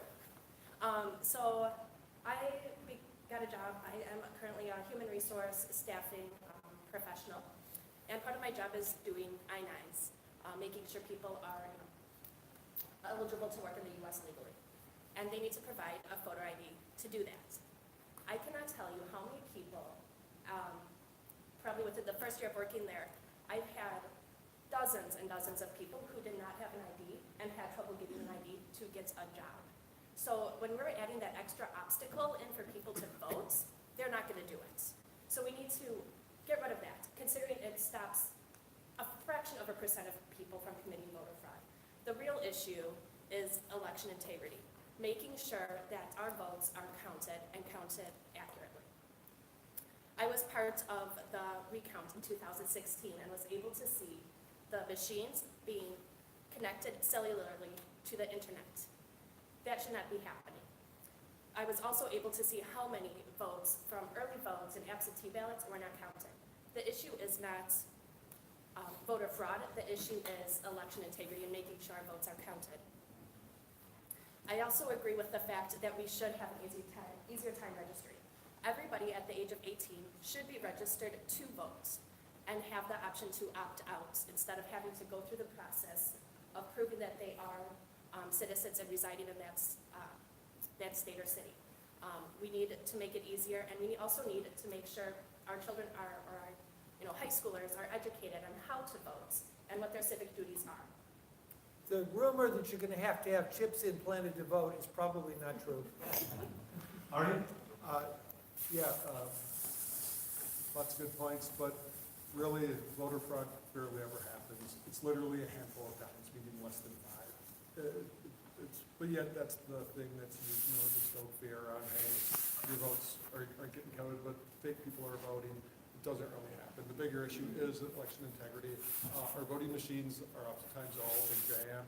Information gets lost. There are dozens and dozens of businesses in Wisconsin in the last election where votes weren't counted because the machines had problems or there's problems with processes and procedures. So, but again, these are percentages of things. If you look at stuff from a statistical perspective as you're doing this, you have to say, what's the cost of accuracy? Because the more accuracy you have, the more it costs. The most accurate way to do voting is to do paper-based voting and have it be in transparent windows, right? or go the word transparency. There's no hiding, there's no way to really corrupt that, as long as you maintain chain of custody in those votes. But voting should be easier. We should have more people vote. We should have a national holiday for midterm and presidential elections. We should have it be a multi-day process as well. People have a lot of difficulties in life with family obligations and multiple jobs oftentimes, and voting isn't easy. We should make it easier from that perspective. Allow people to register through anytime they interact with the government or organizations that they're a part of. And it's a democracy because it's about people. Demos is people in Greek, and that's why it's called democracy. It should be people voting, and we should make it easier for folks to do it. I got more, but we'll wrap this up a little bit so we get out of here in time to get home for the Packer game. Well, that brings an end to the prepared questions. If you're a UW Oshkosh student, would you raise your hand? If you are a UW Oshkosh student and have a question, would you ask it now? Yes, sir. Yeah. So I'm just wondering about, money in politics, and I guess this is kind of a different question, but it is for all of you guys. If you guys were given the option, if there was an investor that came up to you and said, I'll write you a check for $50,000 for your campaign, would you take it? I know raising money can be hard when you're a third-party candidate, but if somebody were to come up to you and offer you that amount of money, would you take it for the sake of getting your name out there and getting more votes? You each have 1 minute, a yes or no, yeah. Yes. With the understanding that I've already made a public commitment to not meet with lobbyists in the vote as governor. So there'd be a clear understanding at the get-go that there's not a quid pro quo, there's no expectations afterward, but I would accept it if I want to contribute to my campaign, those conditions, yes. No, I would not, even though I would like to use the money for honorable purposes. I also belong to the organization nofreelunch.org. As a physician, no drug company ever takes me out to lunch, buys me anything, or gives anything. I believe that we have to set an example. I don't know if I would or not. It depends on who it is, and it depends on if I have total 100% freedom to spend that money how I want to, and never hear from them again. In fact, I don't even want to know who they are. No, I would not take it, and it's because this thing that I'm doing is kind of my own quixotic adventure, looking at windmills, and I want to maintain a certain amount of purity with it. And anybody here take a philosophy class at Oshkosh? It's a great school, right? That's where I took a whole bunch of philosophy classes. There's this dude named Immanuel Kant, and he had this thing called the categorical imperative. And what that means is essentially, not only do you have to do the right things, you have to do the right things for the right reasons. And money corrupts. Power corrupts, because money is power in our society. And if you look through our biblical stories and our religious stories, both Jesus and Buddha turned down power, right? You can't accept power, you can't accept money, you have to do the right things for the right reasons. And yeah, it sounds crazy. You're like, you're never gonna win with an attitude like that, because you need money in today's world. But money's part of the problem in today's world. It's the only form of social trust that we have. We have to move past that, both in how we interact with each other in an economic perspective. Again, old Greek dude, economy, the root word of that is Greek household, right? So we have to get back to living in the community and doing the right things for the right reasons, not making it all about money. So take the $50,000 and shove it. This is from the man whose campaign is $450. Is there any other student that has a question? Yes? So I guess specifically talking to college students like ourselves, do you guys have any small advice for why you would be a good candidate to represent our demographic? Besides everything that's been wonderful that you said so far. I'll go first. Because we need you. Yeah, I need you. Because you're not going to change the old system. I really have a deep-seated fear that we can't change what's already underway. We need new people. We need the next generation to build the new. Because the old, as it currently exists, is dead already. It just doesn't know it. And too many people are too entrenched in thought patterns in their way of looking at the world, in this culture in which we live in, that they can't see past it. And I would offer up myself to you guys as somebody that can help, but it's got to come from you. I love seeing about 2 dozen students here. I wish we had the whole place filled with them. Free pizza would have done it, but again, I couldn't take the money. But yeah, get involved, do stuff. You guys have to build it because Yeah, and it's not a cop-out. I want to try to help. I know a lot of older folks want to help, but we got to build the new, and you guys are the new. Make it happen. Yeah, I guess when I think about, you as college students and where I was at mentally and just looking forward to the future as a college student, what we need, or what I was looking for in college was a leader who could really deliver the message in an inspirational way and get the point across and have principles that I could align with, but also was committed to creating a system that would respond to you, as the years go on. So, ranked choice voting, we're never gonna get that out of the two-party system. They are very heavily invested in making sure they have as minimal competition as possible. So electing people who have fresh ideas about how government can operate, and that those ideas are specifically aimed at increasing your own influence in government policymaking and the accountability of government to you, I think is what makes a good candidate. If you haven't noticed yet, I'm an old white guy. I'm old enough that I was active in demonstrating against the Vietnam War, and I was active in campus efforts to change the way our government moved. And if you guys didn't notice, because you weren't born yet, it worked. It was the resistance across the country that caused the government to change the way it was prosecuting that war and get out of the war. So it isn't the case that you need me, I need you to get involved to save your future. You have the energy, you have insight about things that I don't know anything about. You can energize a new political future, a Green New Deal, a new way of doing things, because what we're doing isn't working. So the promise that I would make to you is if I get elected and as I work on things after this election, I want people like you to get involved, to come up with new ideas, things that this old brain hasn't thought about. I am receptive to new ideas, and I need people like you to get involved. Well, I agree that we need you to be involved in the political process, but actually you need us too. You're going to be alive on this earth and involved in the economy and society for another 60, 70 years. Some of us are already past our halfway point in the process. But unless you step up now and are willing to put yourself forward and to set aside the right, left, red team, blue team, conservative, liberal sort of labels that are put on the political system, then things won't change. Dr. White pointed out the Vietnam War protests, and those were fantastic. Right now, we have a two-party system, both of whom are happy to go to war all over the world and send you there, and your neighbors there, and your friends there, and there's no opposition to that currently in the establishment parties. There's also no real opposition to money being involved in politics. They're both on the same gravy train, Democrats and Republicans. So unless you act now and start getting involved now, then that will continue, and you'll always have the two parties that you have. Often we get asked, all of us, I believe, or get harassed with this, I'm not going to vote for you because you're not going to win, and they end up falling for the lesser of two evils. Well, if you don't make a change now, if you don't decide to throw away that whole paradigm, all the choices you will have for the rest of your life on this earth and this country will be the two evils. It's time to start now because there's a lot to do to get rid of. In the turn of the 20th century, in North Dakota, the farmers were having trouble getting loans, so the Eastern financiers thought, oh, this is an advantage for a land grab. The response was, in North Dakota, they formed a public state bank. It's one of the only states that's been in the black consistently, so you probably know where I'm going. What do you guys think about the public banking movement in California and various other states? And would you support a public bank in Wisconsin?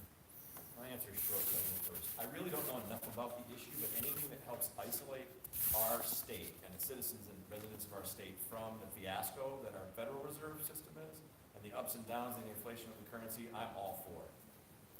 I actually sit on the Green Party National Platform, and one of the committees has been looking at a public state bank. And what I've learned, it's a lot more complicated than I thought. I think I'm in favor of it because it does protect the citizenry. But what I would do is I'd go to universities and as well as to banks, but I would especially go to the universities and find out what are the facts? What are the rules? How would it be beneficial? But I'm open to the concept. Yeah, I think due diligence in sussing out the idea, how it would fit in Wisconsin, what are some of the differences between Wisconsin and North Dakota and other states that are using it that we would want to make sure that we account for. And I don't have too much to add beyond that. I don't know, Will, if you want to add any thoughts. Well, it's not a topic I know a ton about, or have given a lot of thought to. My initial question would be, and maybe this is playing off of Phil's position, which kind of surprised me a little bit, but maybe that was my conception of libertarianism. I don't think the solution to federal fiasco of financing is to come up with state government financing. Unless it plays into the dynamic of state, that push-pull dynamic that our system intentionally has built into it, states versus feds. So it's not that conflict's bad, but I'd have to study more of how it was done in North Dakota and just see how it could or couldn't be manipulated, because the devil's in the details for any government program. Hey, Tom, thanks for asking that question. I do know a bit about this. I've asked the Democratic Party nomination for, was it the Secretary of Treasury, if she would do this, and she said no, she won't. I think we should. I think North Dakota has a great model. There's this dude named Michael Hudson. He's kind of a contrarian economist at the University of Missouri, Kansas City, and they have great thoughts on alternate economic models around public financing. You get lower rates that you pay. You essentially pay the citizens more for bond issuances and the like than you would going through commercial banks. But that's how come we have the Fed. The Fed is not a government institution. It's a private institution that's chartered by the government. And what we have to do is find ways in order to allow different ways of managing our currency besides giving it up to the processes and script-based and the fiat currencies that we have today. This would tie back in with this whole thing on how we've gotten to be excessively growth-oriented in GDP because money is divorced from physical tangible assets. We have to find ways to plug that back together. My 1 minute's up. I'll talk about this more later. Well, just quick follow-up. It's a parking place for our tax dollars. So instead of our money going to JP Morgan Chase before it's spent, it goes to a public bank. We can leverage that credit for good things. It's a good thing. And I'll just add that every single time I come to one of these forums with you guys, I end up learning a lot of interesting things, so thank you.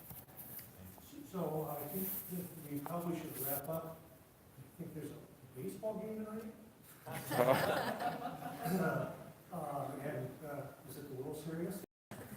Are there any other really burning questions that the audience needs to answer, or perhaps would like to come down and maybe speak privately to any of the candidates? Feel free to do so. Are we doing closing statements or no? If you want to take the time, I have the time. 1 minute each? 1 minute. 1 minute sounds good to me. All right. Arnie, you have a minute. All right.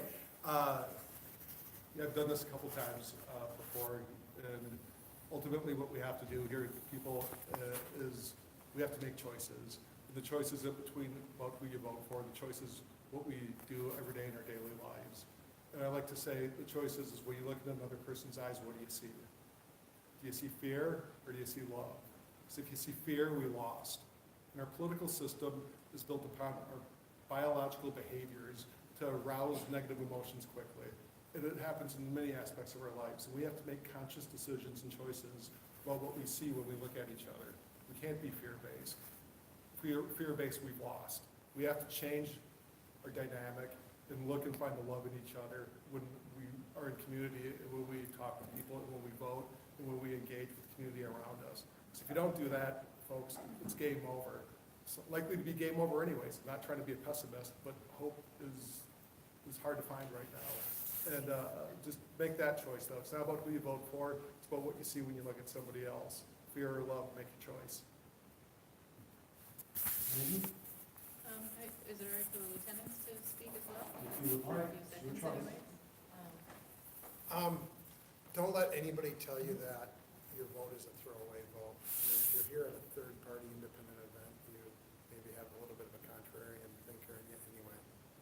And I think that's a fallacy. I think if you vote with intent and you have reasoning that's rooted in wanting a better world for yourself and your neighbors, then no matter who you vote for, even if it would be a D or an R, I don't think that's a wasted vote. That reflects your attitude and your wanting to weigh in.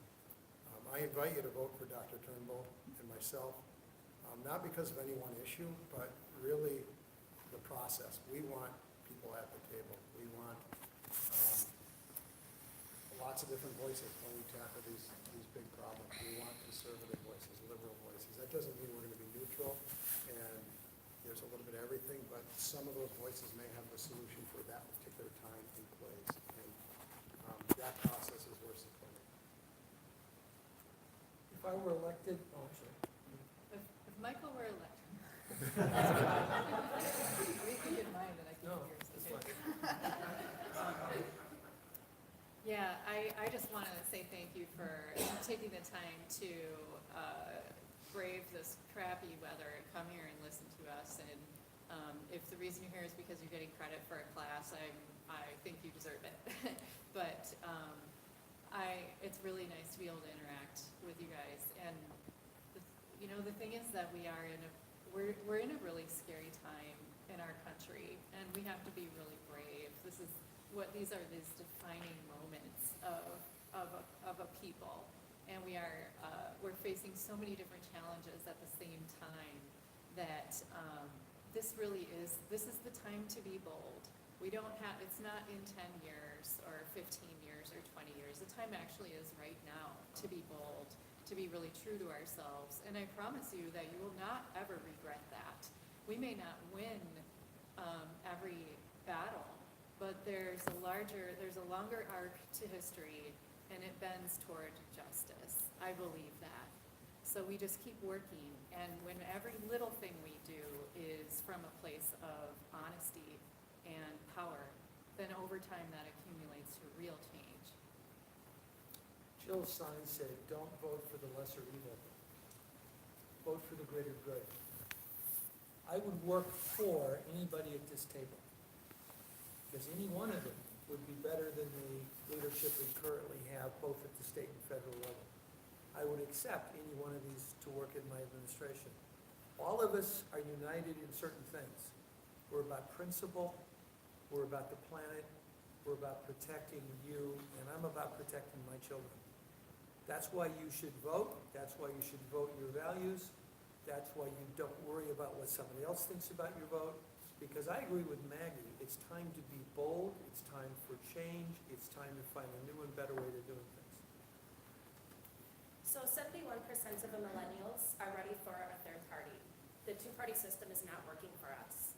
So all of these people at the table here today have such great ideas, and ideas that vary so much from the mainstream. And part of that is because I don't think any of us are taking corporate funding, and so we are able to truly work for the people.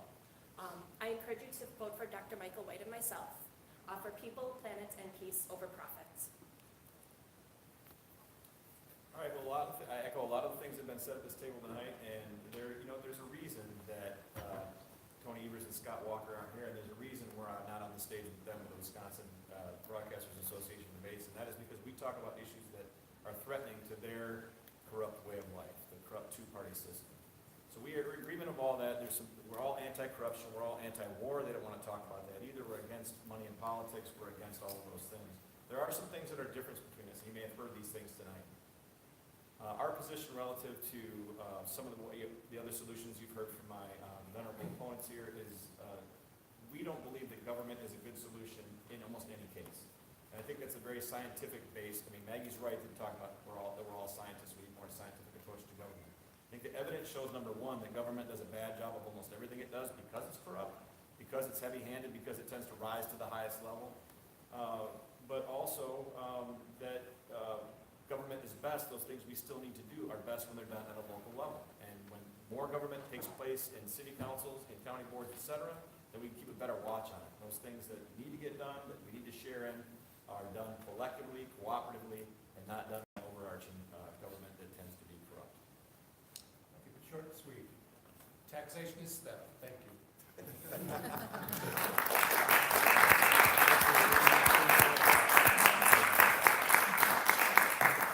Thank you very much for coming. Thank you to the candidates for being with us this evening. Zach, thank you very much for organizing this, and the other students that were compatriots in the process. Make sure you get out this Tuesday and vote if you already have not. Thank you. Good evening. Thanks, guys.